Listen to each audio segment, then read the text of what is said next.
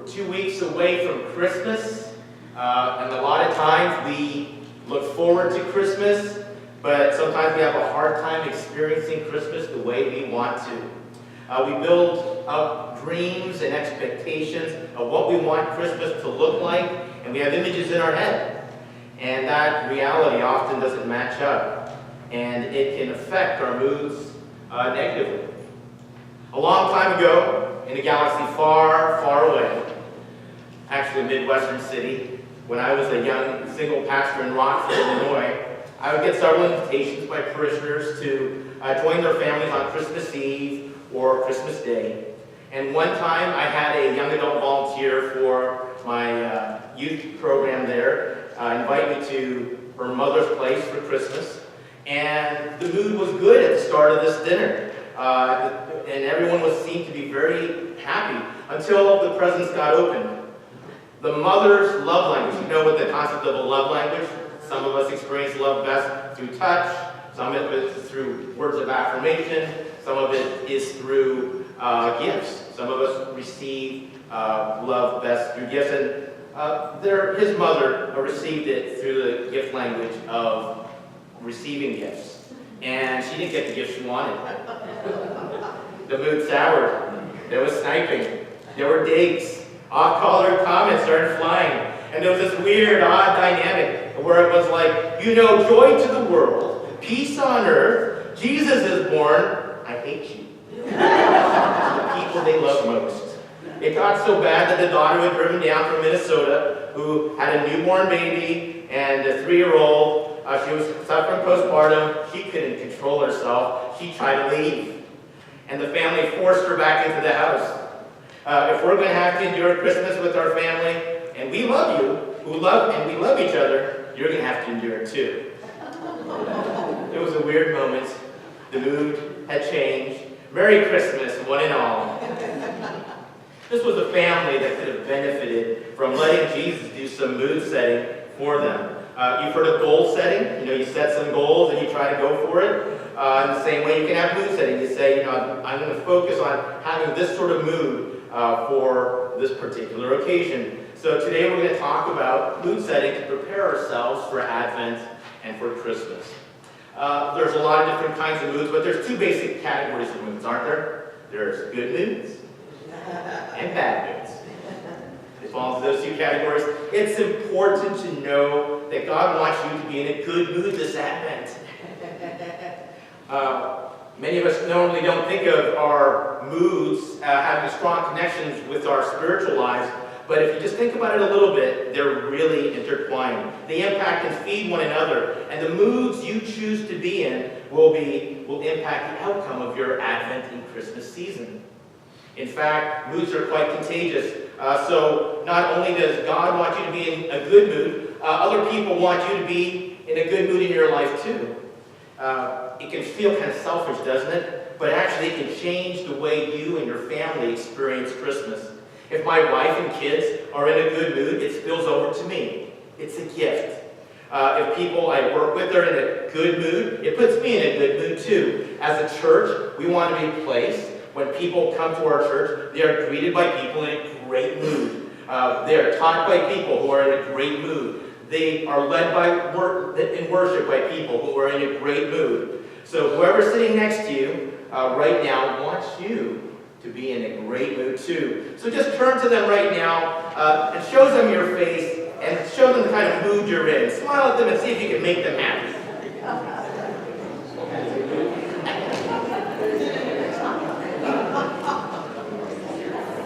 You see, Jesus actually came, among many other reasons, to impact the mood of the human race. How does Jesus do this? Well, dependent on people's receptivity to him. So let's do a quick exercise about Jesus and moods and the different characters early in his life on Christmas, around Christmas, and how they happen to respond to Jesus being present. So are they in a good mood or a bad mood because Jesus is with them? Let's look at a few of them. When the Magi, also known as the wise men, saw the star, they were overjoyed. Are the Magi in a good mood or a bad mood? Good mood. The shepherds find Jesus in a manger. The shepherds return glorifying and praising God. The shepherds in a good mood or a bad mood because Jesus is there. Good mood. Then there are the angels. Suddenly a great company of heavenly hosts appear, and the angels praising God are saying, "Glory to God in the highest." The angels are in a good mood. Now in the Bible, you hardly ever hear about angels in a bad mood. They're pretty much always happy, but Jesus arriving made the heavenly choruses sing. Maybe the most remarkable example of the impact the impact on mood is Jesus' mother Mary. She is pregnant with Jesus. She goes to visit a relative of hers named Elizabeth. Elizabeth is pregnant with a little child who will later become John the Baptist. And so all Mary does is walk into the room in her pregnant condition, and this is what the text says.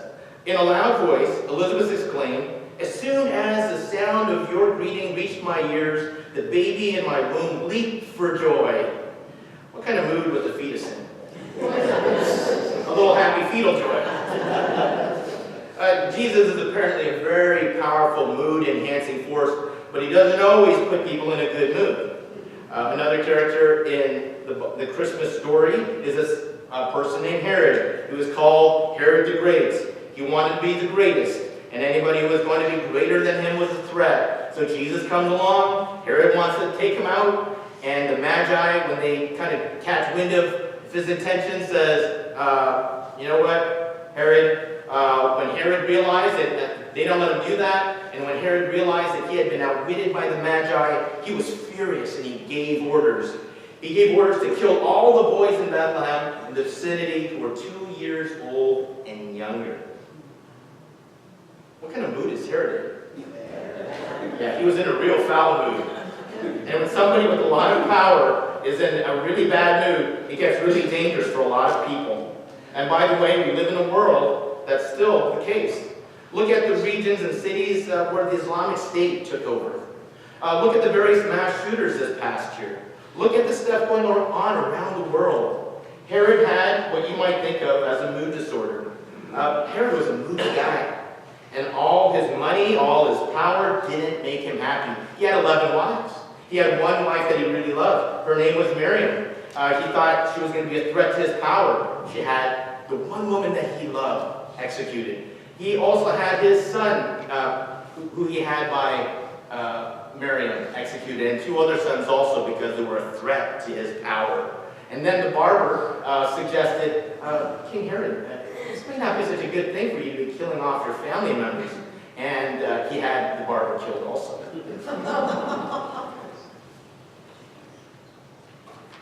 So I was thinking, if having a lot of power and a lot of money and the ability to alter your circumstances ought to make you happy, and that's the way most of us live, Herod should have been the happiest guy in Israel, but he was a miserable train wreck. By way of contrast, there was this young girl. Her name was Mary, and she had no power, no money, no status, and she gets visited by an angel from God, and then all these extraordinary things begin to happen. And she takes them in, she absorbs them. And there are 2 words to notice in this little sentence: treasure and ponder. It says, and Mary treasured this. Treasured all of these things and pondered them in her hearts. And this is really significant because to ponder sometimes means that you have to think really deeply, to reflect on it. And she would look at what was going on in her life and what God was doing, and she had studied the Bible, and she would ask God, God, what is going on now? Help me to discern my place in all of this. And Mary would ponder, and then she would treasure. And treasure means to find great value in these thoughts. And she would delight in them. She savored them. She turned them over in her head, and in her mind, and in her heart, and it moved her to worship God. King Herod and Mary illustrate a general rule of life that whatever is going on in your life, whatever you focus on, your mood will tend to reflect that. Whatever you habitually ponder and treasure. So what do you ponder and treasure? It could look like money, it could be your grades, it could be your health, it could be your looks, it could be your success. It could be God who is present with you in Jesus. loves you. What you focus on can affect your mood, and your mood can affect the outcomes of your life. So at this moment, I want to offer 3 practices I want us to consider engaging in the next 2 weeks as we approach Christmas. The first practice is when you wake up. When you wake up, ask Jesus to set your mood. You can do this first thing in the morning, because how you wake up in the morning and what you do first thing can really affect the rest of your day.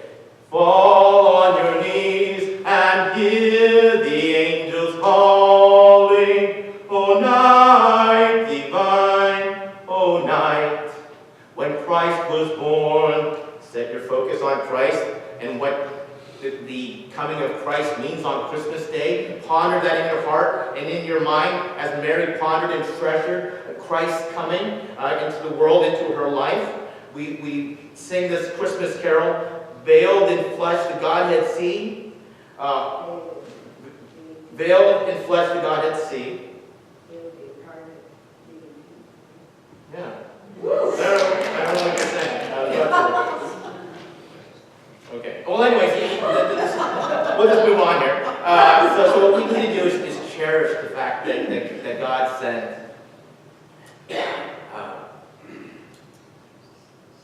His Son to be like me, to be like you, to come in the flesh, to experience pain and joy, to overcome the challenges of the world, so we may also know that God is with us, God Emmanuel.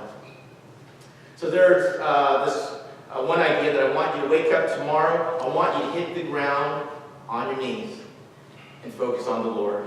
And say, Lord, all the stuff that I have to do, all these problems that I have to solve, and all the questions that I have to answer, that's not going to be the first thing on your mind. You know, I read this fascinating Time article which said that most of us are kept from going through life in joy and wonder the way God wants us to, because we swim in a sea of self-judgment. We say, I'm not good enough, I'm not smart enough, I don't have enough, I'm not strong enough. And what this author said is that this causes us to live a life of anxious mulling instead of joyous doing. What a contrast. A life of anxious mulling versus instead of a life of joyous doing. So tomorrow, let's start off with the idea that when you wake up, instead of anxious mulling, we'll consider that this is the day that God made. And God is going to take you through it. And God, we are in God's hands. And God makes each and every day fresh every morning. The psalmist says, God's mercies are new every morning. You know, I love this. It's like God's mercies are there. It's like over the night, while we're asleep, God's in the kitchen cooking up some new mercies. Don't you need some more mercy in your life, a little more grace? Well, that's what God does every night when you're asleep and you're rejuvenating and getting ready for the next day. If we choose to accept that gift of mercy in the morning, it's going to really impact our mood. The second practice that I want us to consider is worship Jesus in your problems. Worship Jesus in your problems. You know, at the very first Christmas, there were problems. We just read about the problem. We heard about Herod and his mood problems and how they impacted everybody else. Mary had problems. Joseph had problems. Jesus had problems. This was a problem facing a lot of problems. But Jesus' brother, several decades later, would write this: "Consider it pure joy, my brothers and sisters, whenever you face trials of many kinds, because you know that the testing of your faith produces perseverance." Consider it pure joy when you face trials. I'm awful at this, by the way. I think many of us are. You know, I'm working on a message. I'm working on this part of the message, and I'm thinking of several situations, relational situations that I can't seem to solve. There's tons of emails and important emails that I want to get in. I want to write just right. I'm feeling the pressure of time. We had a memorial service for Gerald Boykin this past Saturday. Something added to the mix, and with all the mix of all the things going on, my mind got a little confused. Sometimes you get a little like, oh, what do I do?